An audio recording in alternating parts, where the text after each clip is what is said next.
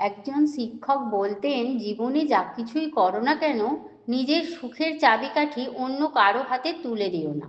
কখনোই কারো ওপর এত বেশি নির্ভরশীল হবে না যে তাদের সামান্য অবহেলাতেই তোমার মন খারাপ হয়ে যায়, বিশেষ করে মানসিকভাবে।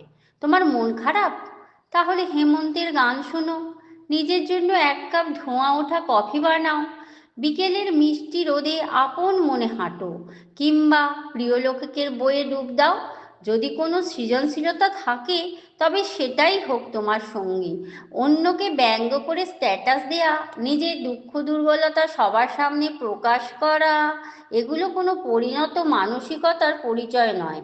খুব বেশি একা লাগলে বা মন খারাপ হলে ঘর অন্ধকার করে কিছুক্ষণ চুপচাপ বসে থেকো, প্রার্থনা করো, পুরনো স্মৃতি মনে করো, হাসো, কাঁদো, কিন্তু নিজের সাথে এমন একটা সম্পর্ক গড়ে তোলো যেন দুঃখের দিনগুলোতে কাউকে না পেলেও নিজেই নিজের সবচেয়ে কাছের বন্ধু হয়ে উঠতে পারো।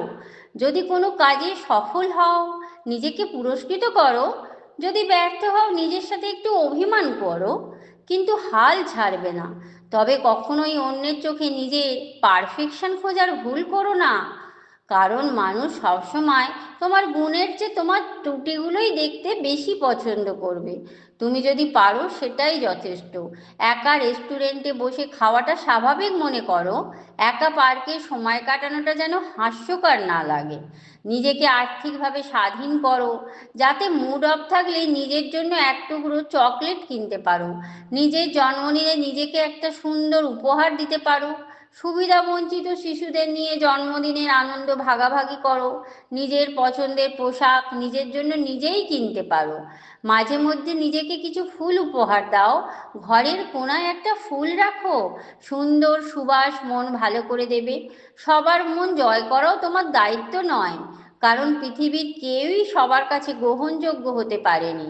তাই যেখানে প্রয়োজন সেখানে না বলতে শেখো। আমার বাবা মা আমাকে বোঝে না, বন্ধুরা আমাকে সময় দেয় না, কাছের মানুষ আমাকে অবহেলা করে, এসব ভাবনাকে প্রশ্রয় দিও না, কারণ এগুলো আসলে তোমার নিজের তৈরি করা মানসিক চাপ।